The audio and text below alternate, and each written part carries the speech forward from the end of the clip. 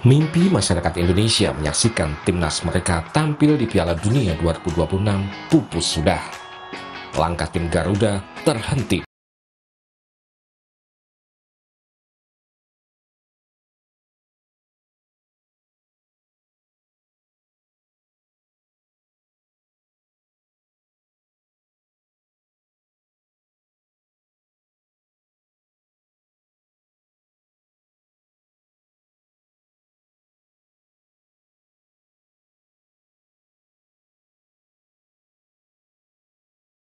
Dengan timnas untuk menuju Piala Dunia 2026.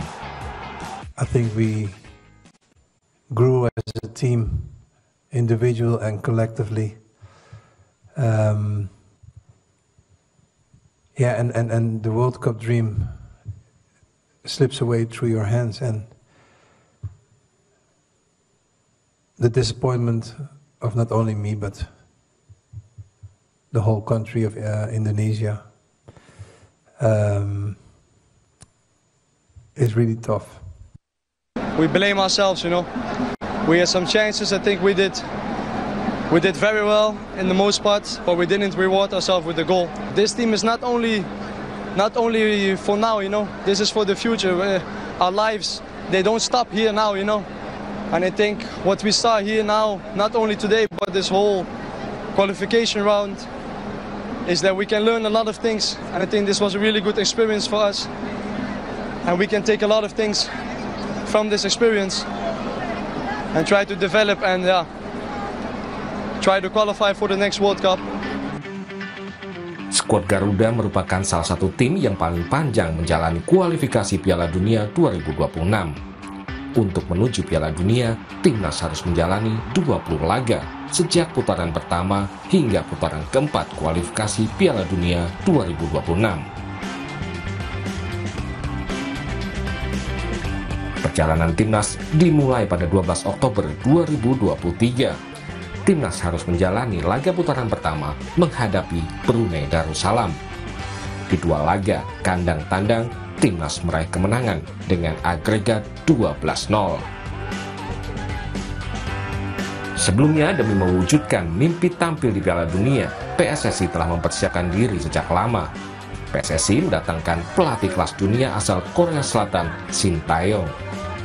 PSSI juga menaturalisasi pemain keturunan Indonesia untuk memperkuat skuad Garuda. Di putaran kedua, timnas berada satu grup dengan Irak, Vietnam, dan Filipina. Timnas lolos ke babak selanjutnya setelah menempati peringkat 2 grup F. Di bawah Shin Tae-yong, Indonesia menyingkirkan Vietnam, tim yang selama ini sulit ditaklukkan. Di putaran ketiga kualifikasi Piala Dunia 2026, timnas harus berhadapan dengan tim-tim kuat. Indonesia tergabung di grup C zona Asia bersama Jepang, Australia, Arab Saudi, Tiongkok, dan Bahrain. Di tengah perjalanan putaran ketiga kualifikasi Piala Dunia, timnas Indonesia mengalami pergantian pelatih. Shin Tae-yong dipecat digantikan Patrick Kluivert. Kluivert dibantu tim kepelatihan yang sebagian besar dari Belanda, termasuk Alex Pastoor dan Danny Lanza. For me, the most important thing to get the hearts of the fans is first of all to win the games, to play good football, attractive football. I think to give the compliments as well to the previous coach, Shin Tae, who did a great job. It's on me to build on that success even more. The local players are the heart of Indonesia, and the other players are of course super important, but I think we need to focus very good on the local players and check the quality of the local players, because I think that is hyper important to, you know, implement those players as well, because you want to have also the heart of Indonesia in the team. Dalam debutnya bersama timnas Indonesia, Kluivert mengalami kekalahan 1-5 dari Australia. Namun perlahan tapi pasti timnas mulai bangkit. Timnas berhasil menambah poin dari kemenangan atas Bahrain dan Tiongkok, sehingga finish di peringkat keempat grup C di bawah Jepang, Australia, dan Arab Saudi, serta lolos ke putaran keempat.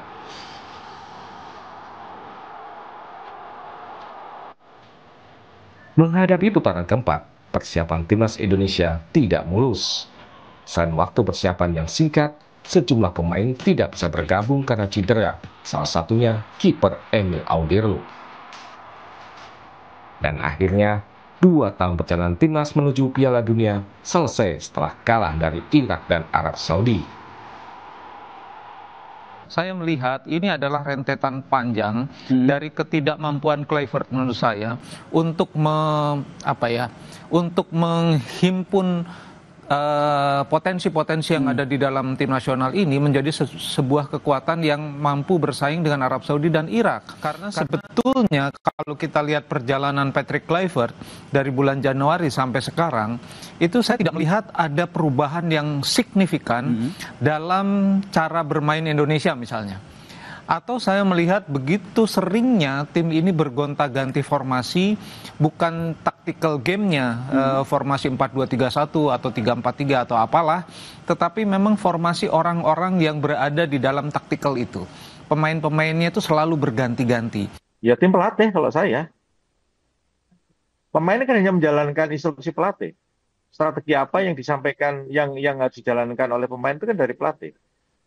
Saya kebetulan kan cukup lama sekali saya di tim ini dan berganti pelatih pun juga saya ada di situ. Boleh dikatakan ibaratnya sejak lahir ya saya ngomong mengawali dari round 1 kita lawan Brunei sampai dengan saat sekarang ini kan saya selalu ada. Kalau ditanya evaluasi apa ya, pelatih yang dievaluasi. Meski gagal lolos ke Piala Dunia 2026, namun perjuangan skuad Garuda patut diapresiasi sebagai capaian bersejarah dalam upaya menembus Piala Dunia. Tim Liputan, Kompas TV.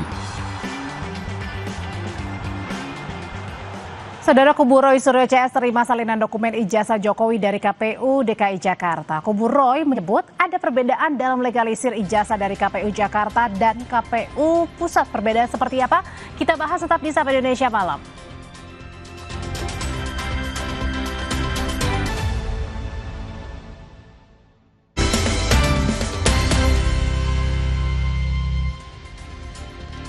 Saudara, sebagian pemain timnas Indonesia telah kembali ke tanah air dan manajer timnas Indonesia Sumarji menyatakan kondisi mental psikologis para pemain timnas saat ini sedang hancur lebur.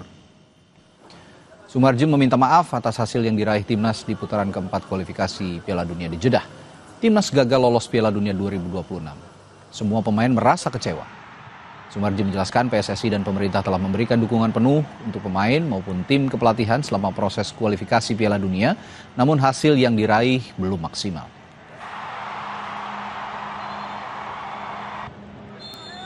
Permohonan maaf yang sebesar-besarnya atas kegagalan ini. Kami di BTN bersama-sama dengan Pak Sekjen sudah menyiapkan sebenarnya tim ini dengan sebaik-baiknya. Semua hal yang diminta oleh tim pelatih sudah kita siapkan. Namun, apalah daya, dengan hasil yang seperti ini tentu membuat hati kami dan saya yakin percaya hati seluruh masyarakat Indonesia 280 juta pasti remuk redam, hancur pasti. Kenapa? Karena mimpi kita sebenarnya di round 4 ini kita bisa lanjut paling tidak. Manajer Timnas Indonesia Sumarji juga menyatakan nasib pelatih Patrick Kluivert akan diputuskan oleh rapat Exco PSSI. Sumarji bilang tidak akan menutup-tutupi soal Kluivert. Sumarji juga berharap Exco bisa bersikap tegas. Soal Patrick Kluivert, saya kira nanti akan diputuskan dalam rapat Exco. Tapi ya, sekali lagi, saya akan sampaikan apa adanya di rapat Exco. Saya tidak akan tutup-tutupi mana yang baik, mana yang tidak baik. Semua akan saya sampaikan apa adanya. Sekali lagi, karena saya ini berada di tim.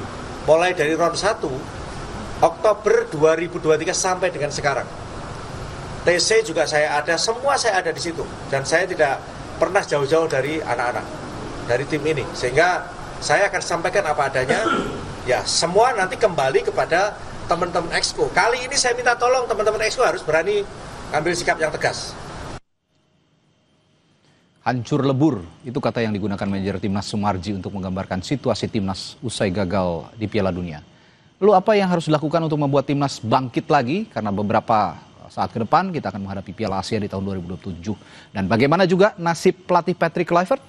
Kita akan ulas bersama analis sepak bola Anton Sanjoyo yang sudah hadir di studio, dan nanti juga akan bergabung mantan pelatih timnas Neil Maizar. Saya ke Bung Anton. Selamat malam, Bung Anton. Selamat malam. Itu ada Bung Joy. Ya, Bung Joy, kalau bicara ini kan semua sekarang berteriak untuk evaluasi pelatih Patrick Kluivert, mulai dari manajer timnas, lalu juga ketua umum PSSI, bahkan pemerintah juga ikut bicara soal evaluasi pelatih ini. Tapi model evaluasi apa yang dibutuhkan sekarang? Ya, saya kira memang harus ada evaluasi menyeluruh, bukan saja kepada Patrick Kluivert, tapi juga kepada timnya. Lalu kepada PSSI juga mereka harus berkaca diri, karena misalnya model timnas sekarang kan tidak memungkinkan tim ini berkumpul dalam waktu yang lama. Dan itu sudah disadari sebetulnya ketika menunjuk Patrick Kluivert, ataupun juga dulu ketika sudah menunjuk Sintayong. Itu kan mereka sudah sadari juga model ini tidak terlalu efektif. Dan kita udah lihat lawan Australia seperti itu, lawan Arab Saudi juga kumpulnya pendek. Tapi itu kan memang tuntutan sepak bola modern sekarang. Nah, evaluasi menyeluruh maksud saya adalah juga pada tim kepelatihan ini yang sejak awal Patrick Kluivert dengan timnya itu kan digadang-gadang sebagai tim kepelatihan terbaik. Tapi saya menduga kalau saya lihat dari gesture-nya Pak Marji, dari cara dia berbicara, mulai dari bagaimana dia kaget melihat starting line up ketika melawan Arab Saudi, lalu dia selalu menekankan saya akan buka semuanya, saya akan buka. Jadi menurut saya ada sesuatu yang selama ini hanya Pak Marji dan tim yang tahu, publik nggak pernah tahu. Jadi saya rasa ini menarik nih. Tapi federasi tahu nggak menurut Mas? Saya rasa dengan dia sudah lapor-lapor juga, tapi belum laporan resmi. Karena manajer tim pasti akan melaporkan secara resmi detail, ya. Mungkin bukan cuma day by day, tapi juga minute by minute, jam per jam. Dia akan lakukan apa yang terjadi sepanjang persiapan menghadapi putaran keempat ini. Jadi ini menarik ditunggu, tapi saya rasa Esko harus betul-betul memperhatikan apa yang akan dilaporkan oleh Pak Marji. Tadi juga Pak Marji mengatakan sekali lagi Esko, tapi kali ini harus tegas gitu ya kepada situasi saat ini. Yang dimaksud tegas situasi saat ini siapa? Ke pelatih kah atau ke siapa kira-kira? Dan apa yang terjadi sesungguhnya dengan kalimat saya menduga harus tegas ini? Jurusannya adalah kepada pelatih. Patrick Kluivert. Karena semua diskursus yang terjadi di dalam tim itu kan ujungnya adalah keputusannya Kluivert. Betul. Termasuk juga sebetulnya starting line up ketika melawan Arab Saudi. Gitu. Jadi ini yang menurut saya masih menjadi misteri, hanya Pak Marji yang tahu dan teman-teman yang ada di tim. Tapi kita belum tahu. Jadi kita masih menunggu. Tapi dugaan saya sendiri mengatakan ini evaluasi harus ada opsi untuk mengganti Patrick Kluivert. Karena saya sendiri menilai sejak dia ditunjuk pada bulan Januari sampai sekarang tidak ada perubahan yang signifikan dalam performance tim. Ya, saya tidak menghitung Australia dan Jepang karena situasinya agak unik. Tapi menghadapi China, menghadapi Bahrain, tim ini tidak berkembang sebagaimana yang diharapkan. Jadi rasanya sih putaran keempat ini kalau boleh saya katakan ya wajar kita tersingkir karena memang tidak ada perkembangan yang signifikan sejak Patrick Kluivert memegang tim ini. Kalau gitu saya sapa juga mantan pelatih timnas Neil Maizar yang sudah bergabung melalui sambungan virtual. Selamat malam. Selamat malam Bang. Selamat malam Bang Joy. Baik. Malam Coach. Coach, kalau saya bertanya POV-nya coach to coach nih ya, pelatih dan pelatih. Sebagai pelatih dengan kondisi seperti ini, tadi Pak Marji mengatakan kondisi pemain sedang hancur lebur di saat kita juga akan menghadapi kita harus lupakan Piala Dunia, tapi kan kita harus one step ahead gitu ya, bahwa nanti di tahun 2007 di awal tahun 2026 maksud saya ini akan ada Piala Asia. Nah, apa yang harus dilakukan federasi? Dan saya tidak tahu ya apakah pelatihnya masih coach Patrick Kluivert atau tidak, tapi apa yang harus dilakukan pelatih juga kira-kira untuk membangun semangat tim? Ya, yang pertama pelatih ini kan harus mempertanggungjawabkan apa yang harus dia kerjakan. Artinya Patrick Kluivert mengambil jabatan ini take over dari Sintayong.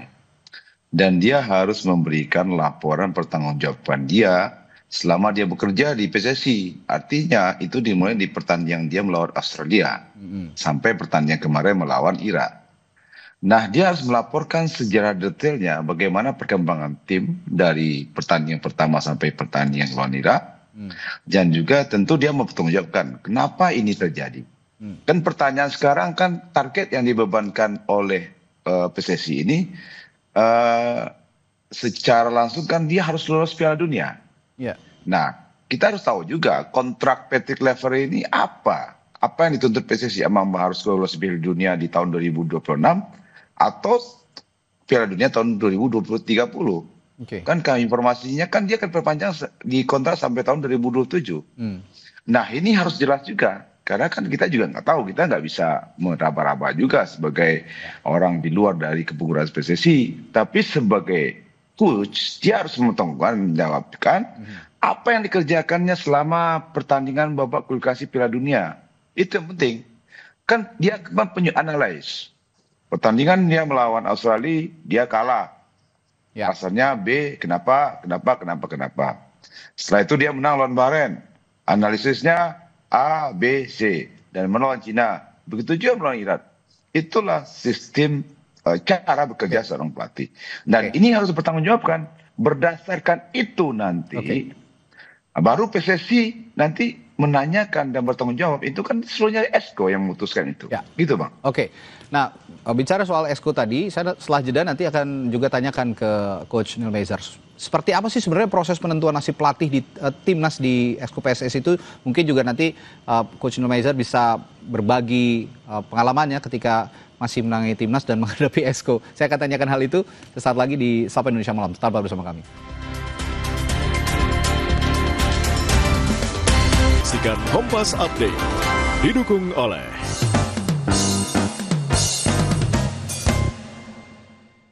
Saya Audrey Chandra, saatnya saudara Anda menyaksikan Kompas Update. Hamas menyerahkan seluruh sandera Israel yang masih hidup sebagai bagian dari kesepakatan gencatan senjata. Total 20 sandera dibebaskan dalam 2 tahap. Pada tahap pertama, Hamas membebaskan 7 sandera Israel, disusul dengan pembebasan tahap 2 sebanyak 13 sandera pada Senin waktu setempat. Para sandera dibawa menggunakan kendaraan Palang Merah Internasional meninggalkan jalur Gaza. Sementara pembebasan hampir 2.000 warga Palestina yang ditahan Israel akan dilakukan dalam 2 gelombang. Pertukaran sandera merupakan bagian dari kesepakatan gencatan senjata Hamas Israel.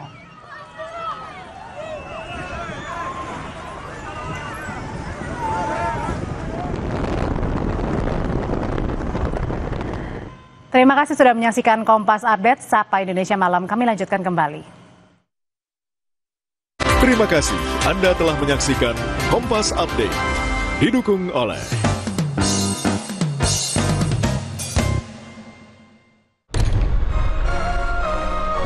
pilihan ibu selalu sama, yang terbaik untukku selamanya. Morinaga, nutrisi pilihan tepat untuk bangun potensi anak.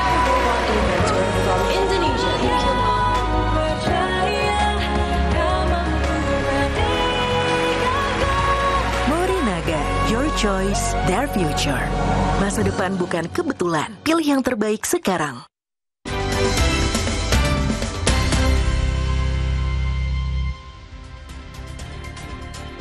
Saudara, selama menjalani laga putaran keempat muncul isu perpecahan di ruang ganti timnas. Manajer Sumarji akui kondisi ruang ganti selalu sulit saat timnas mengalami kekalahan. Cara soal ruang ganti sebenarnya begini ya. Ruang ganti itu setiap kita mengalami kekalahan itu pasti ada situasi yang sulit. Ya, sekali lagi, setiap kita mengalami kekalahan itu pasti ada situasi yang sulit. Nah, memang kemarin itu seperti yang disampaikan oleh Justin, ada sedikit persoalan. Tetapi menurut saya, apa yang disampaikan Justin ada benarnya dan juga ada tidak benarnya. Benarnya dia merasa bahwa jiwa nasionalnya dia, patriotnya dia terpanggil. Kenapa kita kalah dengan Saudi? Itu yang pertama. Terus yang kedua, dari salahnya, kenapa itu harus disampaikan ke publik? Mestinya harusnya sampaikan itu di internal. Dan saya sudah bicara sama Justin juga sudah mengunggah permintaan maaf itu. Ya, kita lanjutkan perbincangan. Tadi saya bertanya kepada Coach Neil Maizar, Coach, kalau situasi evaluasi pelatih gitu ya oleh Exco PSSI, mungkin Coach punya pengalaman atau punya cerita soal bagaimana sih sebenarnya proses evaluasi pelatih oleh Exco PSSI ini, Coach?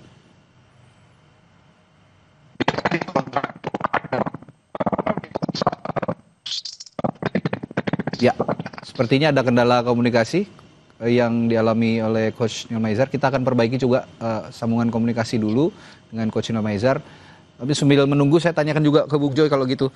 Sebenarnya Bung Joy tahu nggak sih bagaimana proses evaluasi yang dilakukan Exco terhadap pelatih timnas itu? Mungkin sebelumnya sampai ada proses penggantian misalnya? Ya, mereka akan evaluasi secara panel.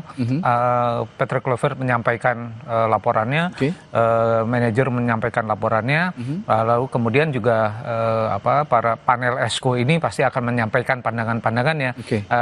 Yang saya tahu akan ada rapat panel juga yang tidak dihadiri oleh pelatih dan manajer. Dan itu yang sebetulnya yang paling menentukan adalah ketika ketidakhadiran pelatih. Dan itu yang akan menentukan apakah mereka berkesimpulan bahwa nggak bisa jalan terus, harus diganti, atau masih bisa jalan terus dengan segala perbaikannya, dengan catatannya. Rasanya sih memang akan begitu, dan itu normal di hampir semua federasi akan berlaku seperti itu. Sepertinya Coach Neil Maizar sudah tersambung kembali, Coach. Sudah bisa dengar suara saya? Ya, Bang. Tadi saya bisa diungkapkan kembali bagaimana cerita Anda atau pengalaman Anda kalau memang ada proses evaluasi dari Exco PSSI terhadap pelatih timnas nih, Coach? Ya, biasanya kalau saya lihat tentu membuat laporan ya, sesuai dengan kontrak dia di PSSI. Karena kan laporan itu penting, karena kan Patrick harus berbicara berdasarkan data. Datanya harus up to date gitu loh. Jadi kenapa, bagaimana, dan seperti apa. Nah, berdasarkan itu nanti Exco baru memutuskan apakah layak Patrick untuk diperpanjang atau tidak. Nah, itu keputusan Exco. Tentu Exco mungkin ada pertimbangan A, pertimbangan C, pertimbangan D. Saya juga nggak tahu kan. Tapi siapa yang memutuskan tentu Exco apa dengan ketua umum. Tentu dengan berkolaborasi untuk sepak bola Indonesia ke depan lebih baik. Mungkin saya pikir gitu, Bang. Karena secara detail saya nggak tahu. Apakah Exco berdasarkan Exco memutuskan rapat, saya nggak masuk di situ, Bang. Kalau gitu kita tinggalkan dulu Exco, tapi saya tertarik dengan pernyataan manajer Timnas Indonesia Sumarji tadi yang mengatakan bahwa setiap mengalami kekalahan, ruang ganti ini suasananya tidak mengenakan begitu. Suasananya selalu sulit, selalu menghadapi situasi yang sulit begitu, termasuk dengan pemain. Nah, saya dari kacamata pelatih, sebenarnya peran pelatih untuk ikut menetralisir suasana ruang ganti ketika menghadapi kekalahan, ketika mengalami kekalahan, itu bagaimana sih, Coach? Iya, sebenarnya peran pelatih head coach itu yaitu, Bang, dia harus bisa mengendalikan kondisi psikis ketika kita kalah. Dan itu dia harus menguasai. Ketika tidak bisa menguasai itu akan timbul semacam asumsi ketidakenakan di pemain juga di pelatih. Nah, untuk itu seorang head coach tidak bisa menganggap itu biasa-biasa aja. Karena yang tidak main itu merasa dia lebih layak main. Yang tidak main, kenapa jadi cadangan? Yang main ya dia layak untuk dimainkan. Jadi, tapi sebenarnya itu profesional, tapi susah juga dibilang profesional karena pemain itu di mana-mana kan kalau merasa dia lebih hebat, dia posisinya lebih bagus, kondisinya lebih bagus, dia bisa mampu untuk main. Masalahnya di situ. Jadi sepak bola itu bukan hanya di Indonesia aja, di mana di dunia itu di minute main itu sangat perlu buat pemain. Karena dia menjualkan diri dia kan untuk kedepannya lebih baik, gitu, Bang. Tapi kondisi timnas Indonesia di internal ini di era sekarang ini agak unik ya, Bung Joy. Kalau saya boleh mengatakan unik, kenapa? Karena kita mengalami era demi era begitu ya timnas Indonesia ketika semua full dari produk asli Indonesia lah begitu ya, dari dalam negeri semua. Kalau sekarang kan ada juga pemain-pemain abroad gitu, pemain naturalisasi.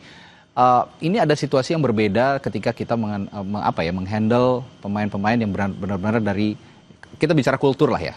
Mereka kan kulturnya juga mix, ada yang dari Eropa, ada yang dari macam-macam gitu ya. Dengan kondisi seperti ini yang dikatakan tadi oleh Pak Marji, dalam situasi sulit, dalam situasi kekalahan akan sangat sulit sekali menangani kondisi ruang ganti. Dengan komposisi pemain yang ada sekarang di timnas, sebenarnya apa sih yang bisa dilakukan oleh pelatih? Jadi sebetulnya gini, sejak kedatangan Kluivert dan timnya, Dani Lansat dan Alex Pastoor, sebenarnya kan waktu itu harapannya adalah karena sebagian besar sekarang pemain tim nasional adalah katakanlah kelahiran Belanda atau berbahasa Belanda, dengan bahasa yang sama akan menjadi lebih mudah mereka menghandle-nya. Tapi ternyata tidak semudah itu. Jadi kalau saya lihat dari dinamika yang terjadi, yang dikatakan oleh Pak Marji, segala macam ternyata tidak mudah dan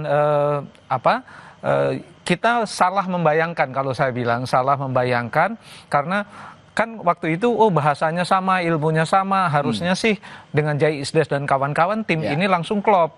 Ternyata tidak semudah itu, dan tidak semudah itu pula kita menganggap bahwa antara Kluivert dengan Alex Pastoor dengan Dani Lansat itu akan terjadi kerjasama yang sedemikian apiknya. Ternyata kalau saya lihat ya, saya baca dari gesturnya Pak Marji, kata-katanya itu tidak terjadi. Sehingga memang kalau kita bicara kulturnya sebetulnya sudah sama antara tim pelatih dengan para pemain. Tapi ya itu ternyata di sepak bola dinamikanya itu tidak semudah yang kita kira.